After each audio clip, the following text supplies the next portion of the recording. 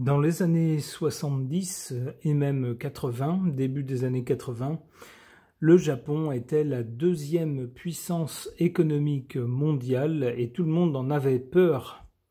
Eh bien, les choses ont bien changé depuis. Le Japon rétrograde dans les classements.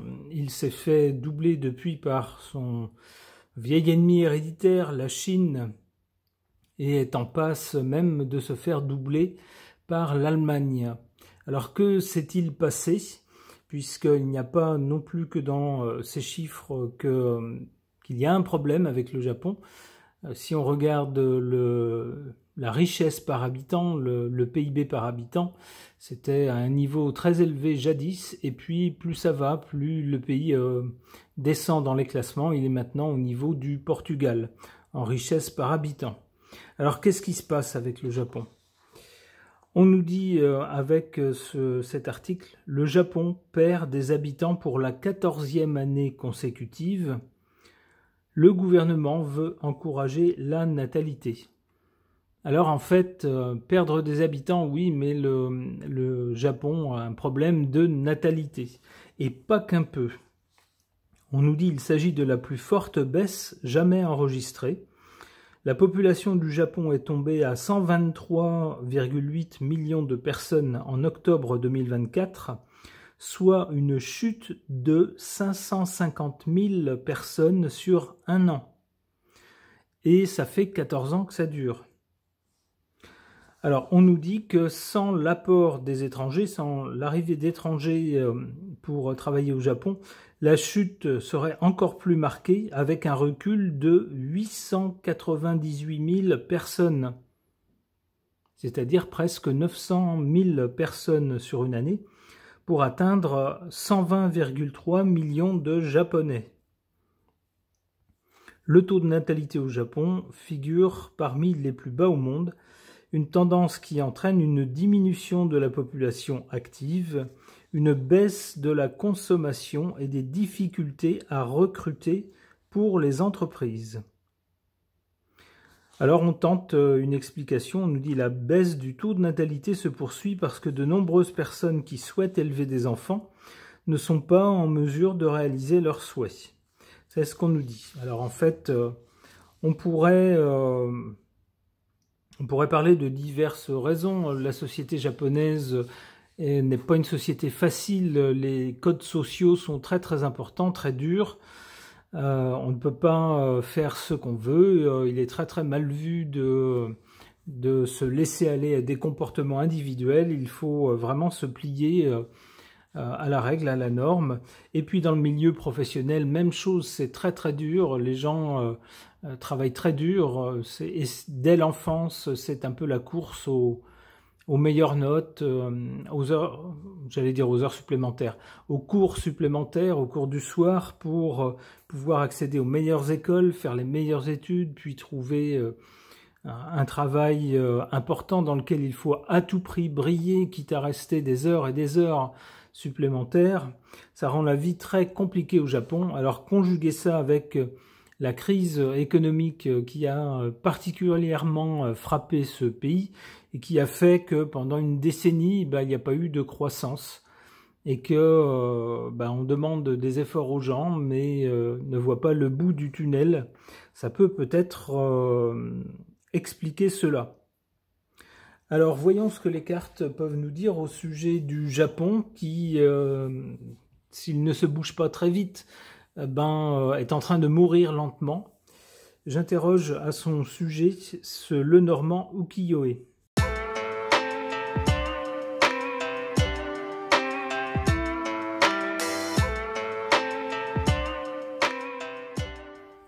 Du côté de l'origine ou la cause du problème, du côté du passé, on nous parle du cœur.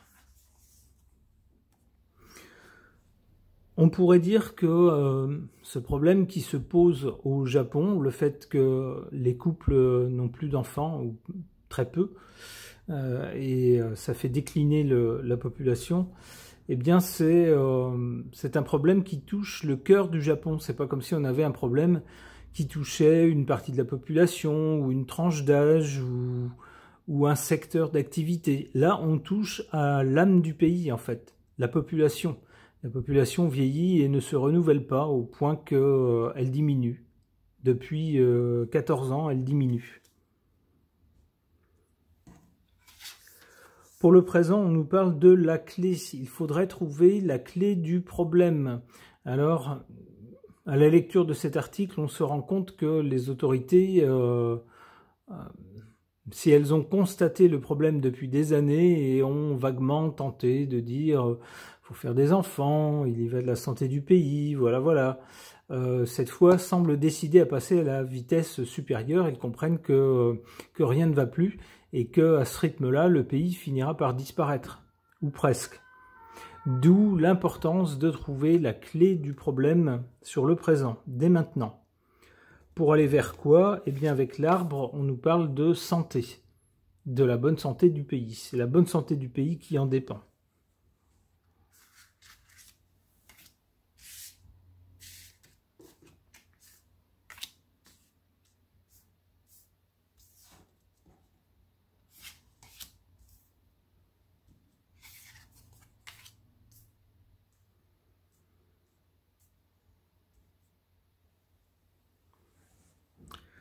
Intéressant, en carte défavorable, on a la carte de l'homme. Peut-être que l'un des problèmes ne serait pas lié aux femmes qui ont moins d'enfants, mais peut-être aux hommes qui vivent avec et qui, eux, ne voudraient peut-être pas assumer cette responsabilité non plus. Peut-être aussi qu'on leur en demande trop. On demande aux Japonais d'assumer toutes les responsabilités. Il faut être parfait, il faut avoir un poste enviable, il faut gagner de l'argent, il faut respecter tous les codes sociaux. Bref, il faut faire ceci, il faut faire cela, et en fait, c'est une société que je trouve un peu étouffante dans ces codes sociaux. Alors, peut-être qu'en voyant ce qui se passe ailleurs dans le monde, les hommes là-bas se disent ben moi j'ai pas envie d'avoir une vie complètement étouffée, d'avoir une personnalité étouffée, et j'ai pas envie forcément de répondre toujours, tout le temps, à ce qu'on attend de moi, ce qu'on a défini pour moi. D'où peut-être un problème qui vient, semblerait dire également cette carte, des hommes. Peut-être aussi cette carte dans cette position tendrait à nous dire que là-bas, les hommes ne font rien pour que ça aille mieux en rejetant la faute sur les femmes, en disant ah ben nous on fait ce qu'il y a à faire, c'est ces dames qui ne veulent pas avoir d'enfants, c'est elles le problème, c'est pas nous. C'est possible aussi. Alors, en carte favorable, cette carte du serpent que j'interpréterai d'une façon très psychologique, comme le symbole de la libido, le serpent. Ça a toujours, dans le champ de la psychologie, un lien avec la sensualité et puis la sexualité. C'est comme ça que j'interpréterai cette carte du serpent, ici, qui est effectivement la clé. La clé, une des clés du problème, ben, c'est que, messieurs, dames, il faut y aller, hein, pour dire les choses clairement.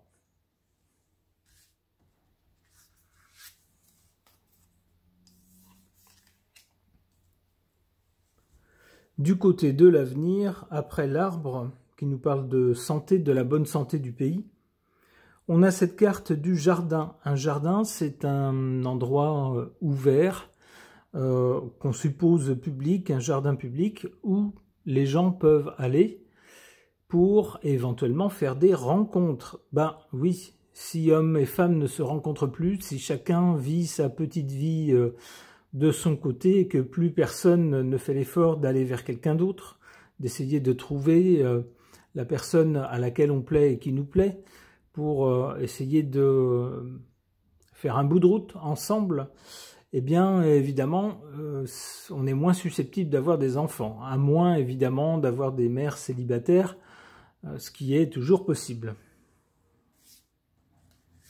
Mais même dans ce cas, même si on n'est pas marié, il faut de toute façon une rencontre.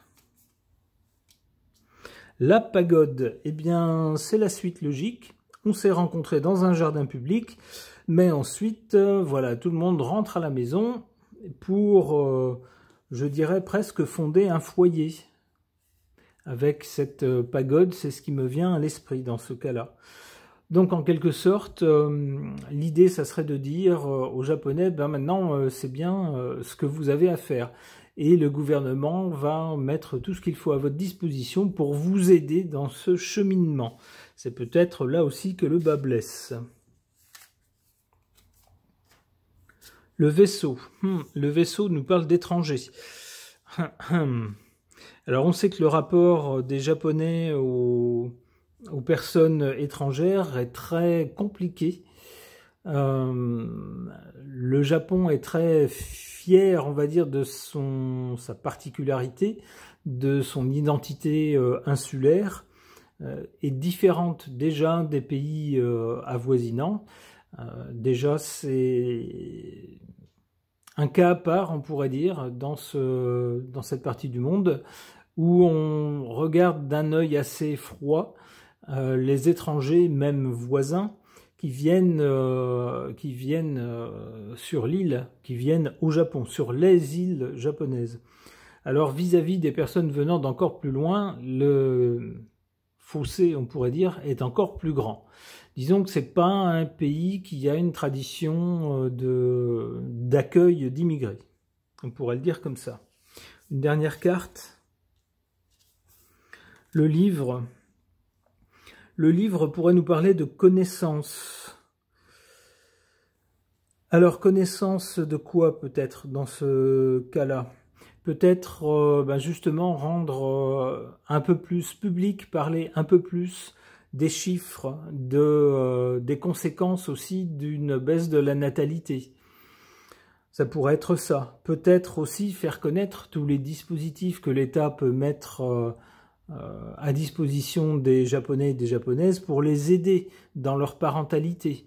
Si jamais c'est le rythme de vie qui est compliqué, le fait de faire garder les enfants lorsqu'on est absent qui est compliqué, peut-être aussi le refus des femmes de renoncer à leur carrière en se disant c'est pas que je veux pas être mère, mais j'ai envie d'avoir un boulot, j'ai pas envie de dépendre d'un homme par exemple.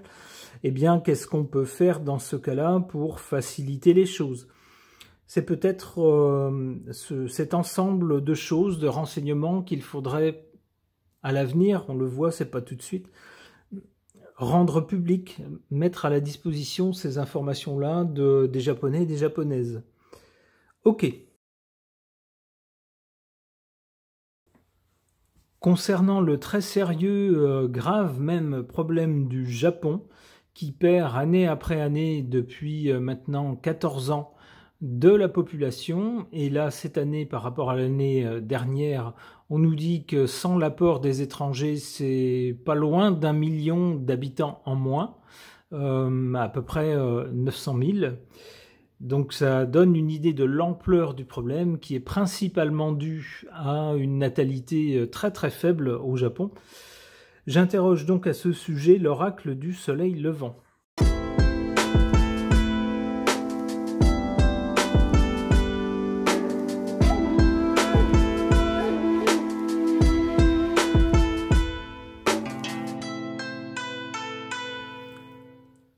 Que suggèrent ces cartes par rapport au problème du Japon?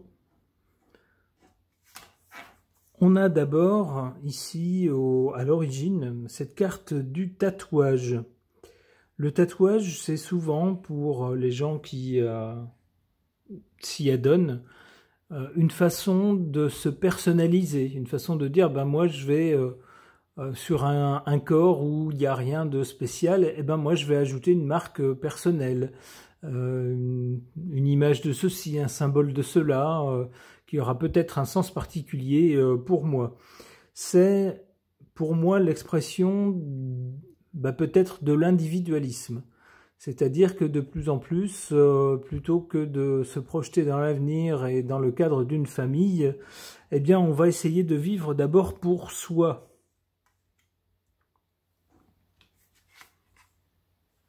Ce qui peut-être, à certains moments, comme je le disais tout à l'heure, va donner des gens qui se préoccupent surtout de faire des études, des études qui vont pouvoir les amener dans des grandes écoles, puis à postuler pour des postes, pour un travail intéressant mais très très prenant.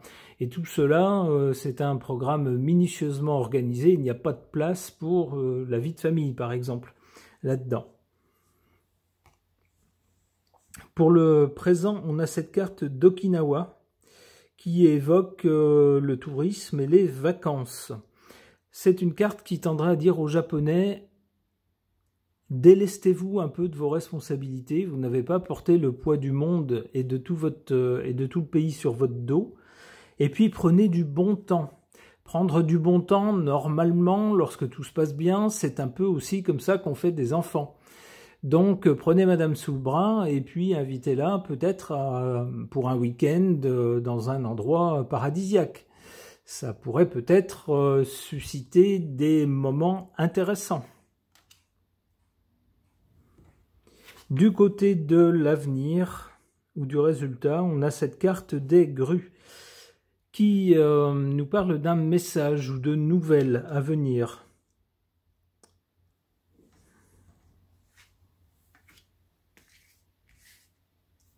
Alors, vous voyez, cette carte des nouvelles et du message fait suite justement à cette carte du tourisme et des vacances.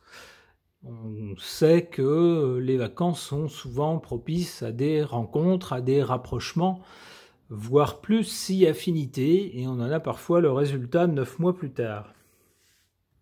D'où cette annonce.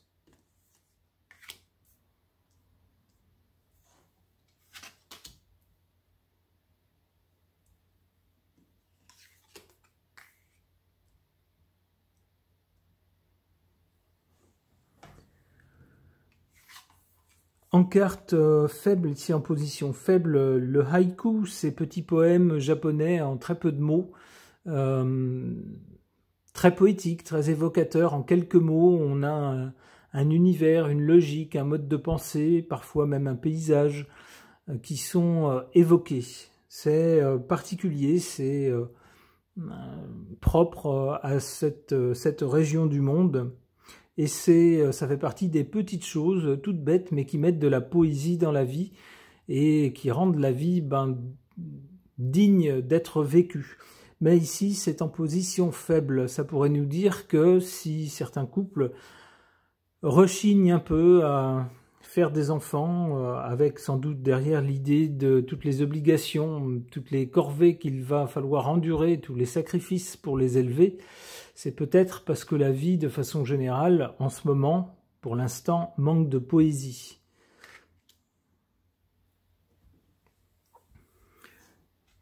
Et puis ici, en carte favorable, on a cette carte de la carpe koi.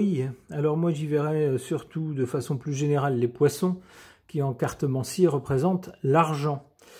Bah oui, sans l'argent, c'est compliqué. Quand on tire déjà un peu le diable par la queue à la fin du mois, qu'on n'arrive pas à joindre les deux bouts, quand on est tout seul ou quand on est à deux, eh ben, l'arrivée d'une personne supplémentaire dans la famille, c'est compliqué. C'est très compliqué. Alors peut-être que la solution, ça serait ça. Pour le gouvernement, tout simplement des incitations financières. En disant, vous aurez si vous avez un enfant de plus, vous aurez peut-être, je sais pas, tel abattement sur vos impôts ou telle aide financière, 2 enfants, autant de plus, par exemple. Mais on nous dit bien ici que cette question de l'argent serait un plus. C'est vers ça qu'il faudrait s'orienter pour le gouvernement japonais pour tenter de débloquer cette situation.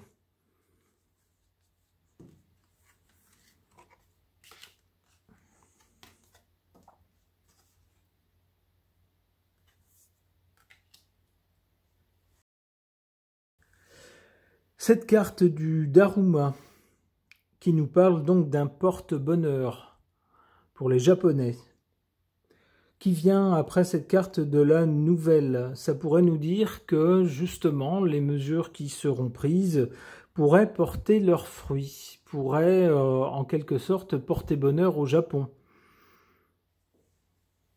Ou ça pourrait nous dire également que lorsque des couples annoncent, avec les grues ici, annonce une maternité, un enfant à venir, eh bien, ça jouerait comme un porte-bonheur. Ça pourrait déclencher des tas d'aides et de choses favorisant l'enfant à venir et le couple.